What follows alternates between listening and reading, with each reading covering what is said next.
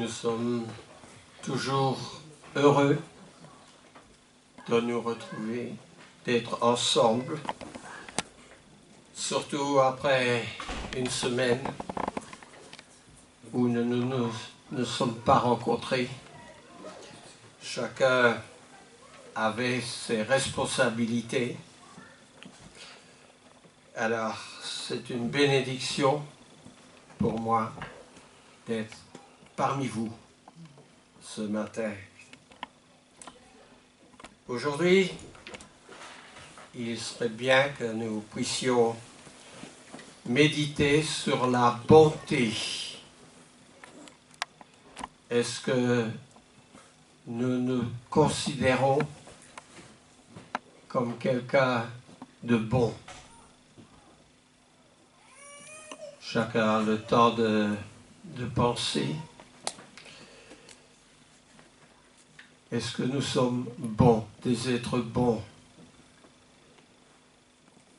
On dit que plus nombreux sont les bons par l'effort que les bons par nature. Pourtant, un seul était bon par nature, c'était Jésus. Alors, il y a de nombreux passages dans les Écritures qui parlent de la bonté. Et il est toujours bien de les considérer parce que nous manquons quelquefois de bonté. Nous sommes comme dans le monde où tout est nerveux, tout est rapide. De plus en plus, il y a un manque de fair play, de politesse, de gentillesse. Je pense à un auteur je lisais sur la bonté, il comparait la bonté par rapport au fruit de l'esprit, qui est la bonté, à une fleur. Comme vous savez, j'aime les fleurs beaucoup, mais c'est une fleur extraordinaire. Qu'y a-t-il qu'on puisse dire extraordinaire, sinon que cette fleur est une fleur géante. Elle monte à plus de 2 mètres, et puis elle est très grande.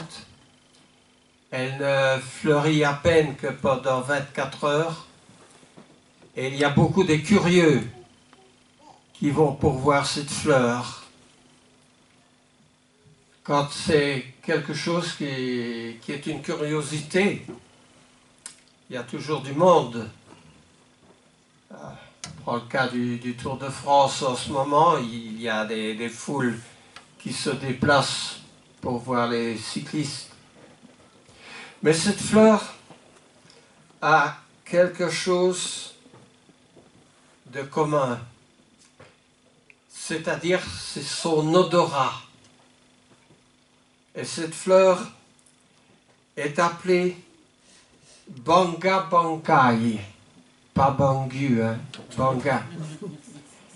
Vous savez pourquoi elle est appelée Banga, cette fleur? Parce qu'elle a un parfum particulier. Elle a une odeur de mort, de cadavre. Autrement dit, cette fleur, elle pue. Et c'est une odeur insupportable, cette fleur. Alors, pourquoi l'auteur prenait l'exemple de cette fleur? Eh bien, il prenait l'exemple de cette fleur par rapport au Saint-Esprit, à la bonté du Saint-Esprit, qui est quelque chose qui attire, quelque chose qu'on apprécie par rapport à cette fleur. Et il comparait cette fleur à quelque chose comme dans le monde, il y a beaucoup de gens qui sont ou qui se disent importants. Ils ont des situations, ils ont de l'argent, ils ont des diplômes, ils ont des biens matériels. Mais ces gens, disait l'auteur, sont indésirables lorsque l'on on compte toi, ces gens. Alors, cet auteur a raison, il y a des gens qui ont une odeur de mort, en quelque sorte, et d'autres qui ont une odeur de vie. L'apôtre Paul dit de l'évangile que ça a une odeur de vie, la bonne odeur, dit-il. Et l'évangile, c'est ce que nous considérons ce matin. Alors, dans la parole de Dieu, il y a un passage de l'apôtre Paul à un jeune évangéliste. Qui est ce jeune évangéliste? Tite. Il y en a deux surtout qui sont connus dans le Nouveau Testament, Timothée et Tite. Et l'apôtre Paul écrivait à Tite. Et Tite devait entrer en charge de l'église à Éphèse en remplacement de Timothée. Et Tite reçoit cette lettre de Paul qui dit « Mais lorsque la bonté de Dieu, nous en venons à la bonté. » Alors, qu'y a-t-il de remarquable dans la bonté de Dieu? Eh bien, je lis le passage en titre 3, dans les versets 4 et 5. « Mais lorsque la bonté de Dieu, notre Sauveur, et son amour pour les hommes ont été manifestés, il nous a sauvés, non à cause des œuvres de justice que nous aurions faites, mais selon sa miséricorde, par le baptême de la régénération et le renouvellement du Saint-Esprit. Voyez à quoi la bonté de Dieu est associée. Bien, quand on lit ce passage, elle est associée au salut, notre Sauveur. Lorsque la bonté de Dieu, notre Sauveur, et son amour, il est Sauveur, il est quelqu'un qui déborde d'amour. Il nous a sauvés, non à cause des œuvres de justice que nous aurions faites. Il faut faire des œuvres de justice, mais ce n'est pas l'ensemble de toutes ces œuvres de justice que nous pourrions faire qui va nous donner l'entrée dans le ciel. Non, mais dit-il, selon sa miséricorde. Il y a un ou deux dimanches, j'ai prêché sur la miséricorde. La miséricorde de Dieu. Et ici, il parle du baptême de la régénération. Qu'est-ce que ça veut dire? Nous avons un baptistère, la plupart d'entre nous ont été baptisés par immersion pour le pardon des péchés, mais la régénération est chaque fois quelque chose qui remet le compteur à zéro, qui redémarre. Vous avez par exemple une plaie au bras, imaginons, ou dans n'importe quelle autre partie du corps. Et après un certain temps, cette plaie se cicatrise, la peau revient, il y a une régénération qui remet la plaie dans l'état premier où elle était. Quel était notre état premier? Notre état premier était celui de l'enfance. Dès le moment de notre naissance.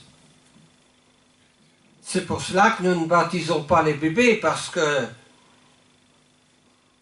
laissez venir à moi les petits-enfants, le royaume des cieux, pour ceux qui le ressentent. C'est notre bon maître qui a dit ça.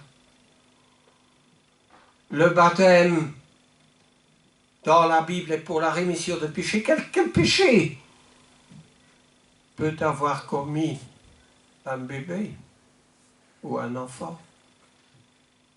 Dans son état premier, il est pur. Eh bien, le baptême nous permet, à condition que nous suivions le Seigneur, bien entendu, d'être régénérés dans cet état premier de pureté. Ça, c'est la miséricorde de Dieu, la bonté de Dieu. Et quand Paul écrit aux Romains, il dit « considère la bonté de Dieu ». Il ne suffit pas qu'elle soit en existence, nous avons besoin de considérer cette bonté. Nous traversons la rue, il arrive des fois que nous risquons un accident, nous risquons d'être renversés. Ou bien nous sommes renversés parce que nous n'étions pas assez attentifs. Alors, quelle est notre réaction à ce moment-là quand nous échappons à un accident? Merci Seigneur, n'est-ce pas? Nous disons merci Seigneur. Et Paul dit considère la bonté. Mais il ajoute tout de suite un autre mot. Considère la bonté et qui a la souvenance et la sévérité de Dieu. Dieu est bon, jusqu'à nous remettre dans notre état premier, mais notre Dieu est un Dieu sévère. Et si nous ne le croyons pas, il suffit d'aller voir dans notre Bible. Nous verrons que notre Dieu est un Dieu terrible, quelquefois. Alors, la bonté est un fruit de l'esprit. L'apôtre Paul, en Galates, au chapitre 5, verset 22, nous donne l'énumération des fruits de l'esprit. La bonté se trouve dans ce passage. L'apôtre Paul, défendant son ministère, il écrit dans sa lettre aux Corinthiens, et il dit « Moi, Paul, je vous prie par la douceur et la bonté de Dieu de considérer ce qu'il écrivait. Je vous prie par la bonté et la douceur. » Quand l'apôtre Paul rencontre un esclave qui est fuyant, qui s'appelle Onésime, l'apôtre Paul le convertit, l'apôtre Paul le baptise, et l'apôtre Paul le renvoie chez son maître, plutôt que de poursuivre sa fuite. Et il écrit une lettre à son maître qui s'appelle Philémon. Et il appelle à la bonté de Philémon de ne pas punir cet esclave que Paul renvoie, mais de le considérer comme un frère. Parce que Philémon était un chrétien. Et Philémon avait la capacité de pardonner à cet esclave qui lui avait fait faux bond. Au nom du Seigneur, au nom de la bonté du Seigneur. Mais qu'y avait-il en Jésus de si bon, qui facilitait la vie physique ou psychologique des gens. Qu'y avait-il en Jésus? Dites-moi pourquoi Jésus est appelé le bon berger. Parce qu'il prend soin de ses brebis, n'est-ce pas? Il les aime, il les conduit. Jésus est appelé le bon berger, le bon pasteur, si vous voulez, parce qu'un pasteur était un berger. Il est appelé bon maître. Il guérissait. Il avait pitié des gens, n'est-ce pas? Pourquoi Jésus est-il identifié au bon samaritain? Le bon samaritain. Parce que le bon samaritain prenait soin de la personne qui était blessée, qui était outragée, la personne qui avait besoin de soins, la personne qui avait besoin qu'on s'occupe d'elle.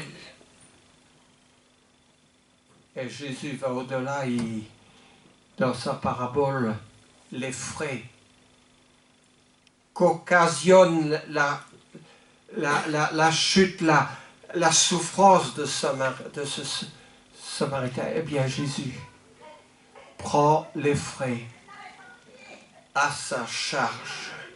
N'est-ce pas? Il prend ses frais à sa charge. Autrement dit, c'est la bonté totale. Peut-être on devrait fermer la porte là. Ah, ok. Je poursuis, je continue.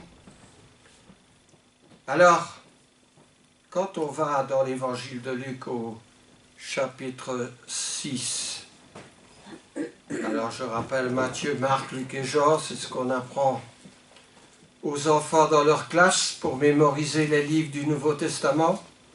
En Luc au chapitre 6 et au verset 27, Jésus dit, « Moi je vous dis à vous qui m'écoutez, aimez vos ennemis, faites du bien à ceux qui vous haïssent, bénissez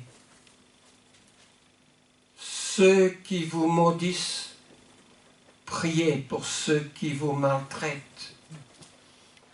Si quelqu'un te frappe sur une joue, présente-lui aussi l'autre. Si quelqu'un prend son manteau, ne l'empêche pas de prendre encore ta tunique.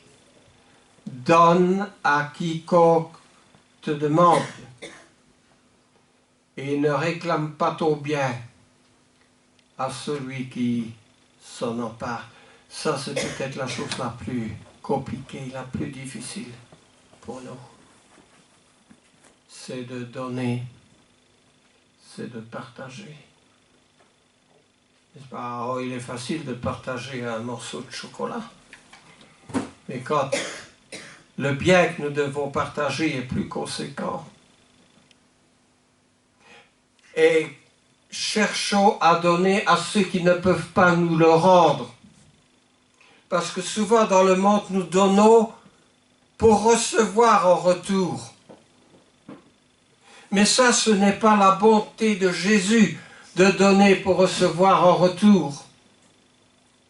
Donne à celui qui te demande, donne à celui qui ne peut pas te rendre. Ça, c'est une caractéristique du bon maître. Bon maître. Alors, le contraire de la bonté est tout ce qui conduit au mal, à la maladie, à la souffrance sous toutes ses formes, à la mort. Mais Dieu, lui, y donne aux choses leur bonté. Quand je dis « il donne » aux choses leur bonté, à quoi penseriez-vous? Nous avons, j'imagine, tous des pensées différentes. Dieu donne aux choses leur beauté. Je prends un exemple. Dieu vit que la lumière était bonne. Dieu, il crée des bonnes choses. Dieu sépara la lumière avec les ténèbres. Dieu donne aux choses de bonnes choses. Après avoir connu le mal, lors de son séjour en Égypte, Israël découvre le bien en Dieu, parce que Dieu est leur libérateur, il les arrache à la mort. Quand je prends 3 versets en Exode, au chapitre 3, j'illustre ici la bonté du Dieu créateur. Exode est le livre qui suit la Genèse, le 2e livre de la Bible. En Exode 3, entre les versets 7 et 10, l'Éternel, qui est Dieu, dit: j'ai vu la souffrance de mon peuple qui est en Égypte, et j'ai entendu les cris que lui font pousser ses oppresseurs, car je connais ses douleurs. Je suis descendu pour le délivrer de la main des Égyptiens et pour le faire monter de ce pays dans un bon et vaste pays, dans un pays où coule le lait et le miel, dans les lieux qu'habitent les Canaïciens, les Canaïens, les Essiens et les Jébusiens et d'autres peuples. J'ai entendu les cris de mon peuple, j'ai entendu la souffrance. Pensez-vous que quand vous souffrez, Dieu n'est pas capable d'entendre vos cris, d'entendre votre souffrance? Mais oui, il en est capable. Dieu a dit: je suis descendu pour délivrer mon peuple. Mais quelquefois, il y a un temps de souffrance. Les premiers chrétiens, pendant les 3 premiers siècles, ont souffert. Ils ont été mis à mort, livrés aux bêtes sauvages, aux fouets, aux prisons. Et finalement, Dieu a entendu leur souffrance. Et comment est venue la délivrance? Parce que les chrétiens ont resté fidèles à leur foi. Ils ont regardé la mort avec un certain sourire. Et ils ont été fidèles. L'Apocalypse ne dit-elle pas: sois fidèle jusqu'à la mort, et je te donnerai la couronne de vie.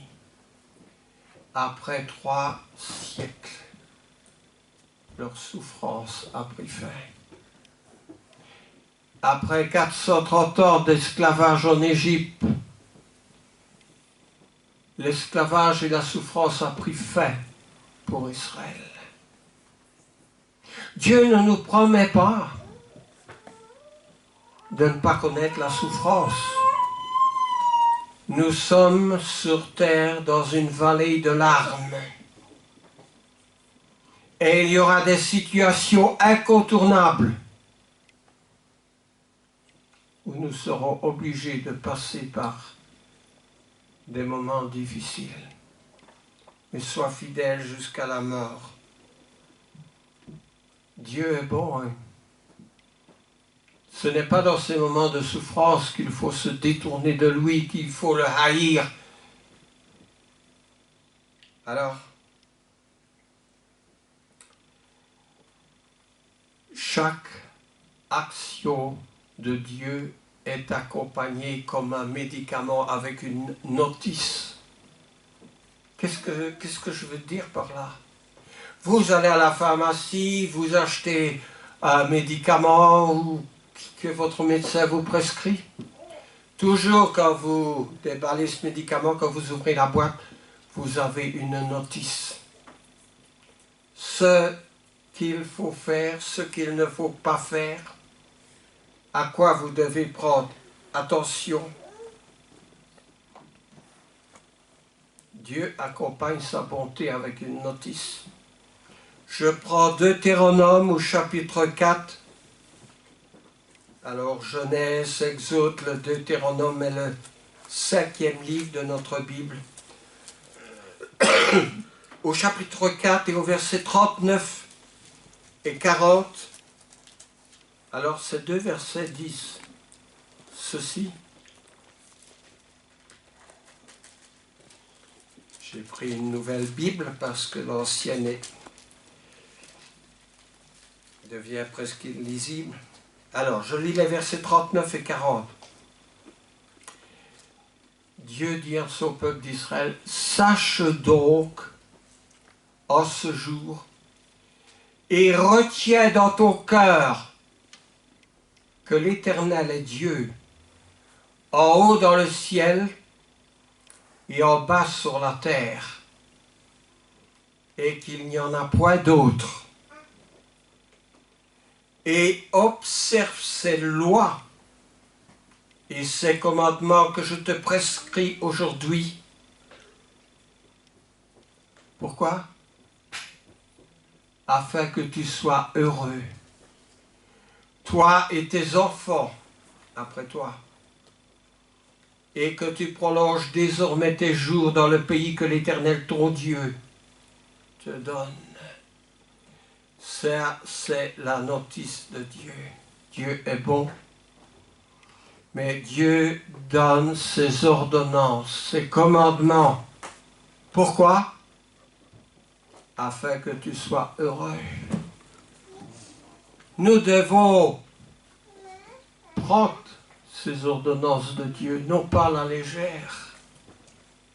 Nous devons nous instruire de ces ordonnances de Dieu pour être heureux.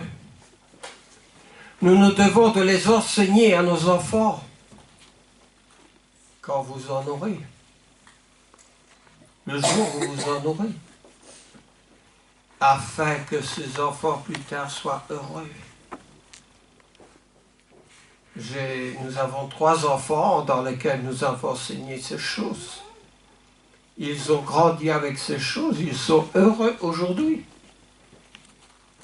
Mais tous les 3, ils serrent la parole dans leur cœur et ils enseignent à leur tour la parole à leurs enfants.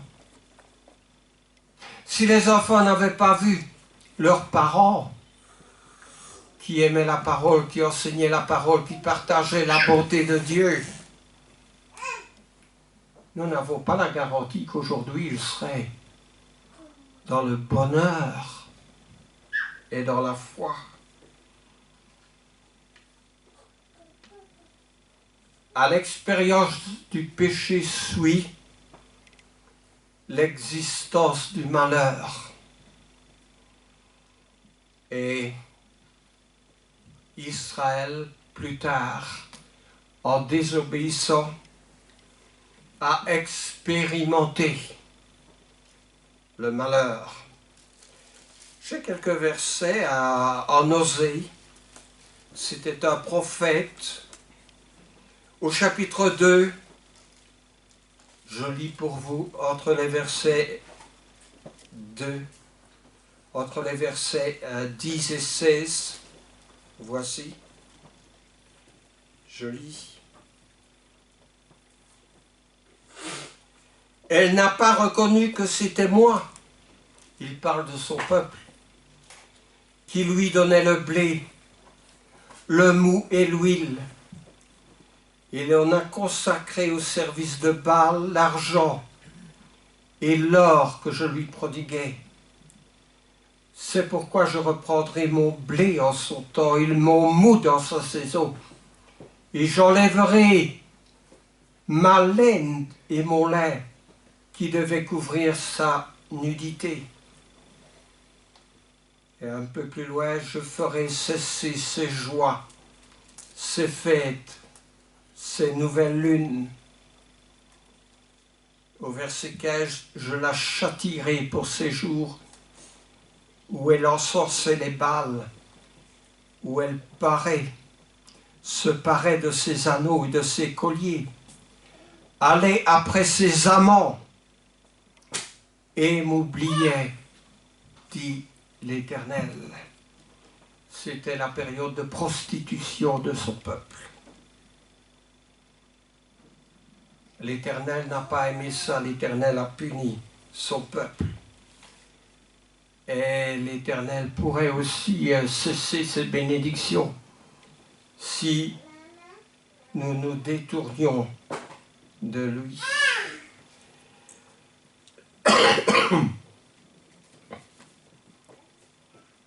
J'en reviens à Jésus. Jésus est pour nous le bon maître, le bon berger. Et nous devons suivre Jésus parce qu'il est notre guide, parce qu'il est notre bon berger. En Jean au chapitre 10 dans l'Évangile, eh bien, il est dit ceci entre les versets 11 et 18. Je suis le bon berger. Le bon berger donne sa vie pour ses brebis. Mais le mercenaire qui n'est pas le berger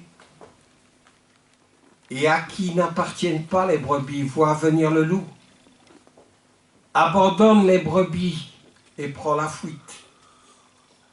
Et le loup les ravit et les disperse.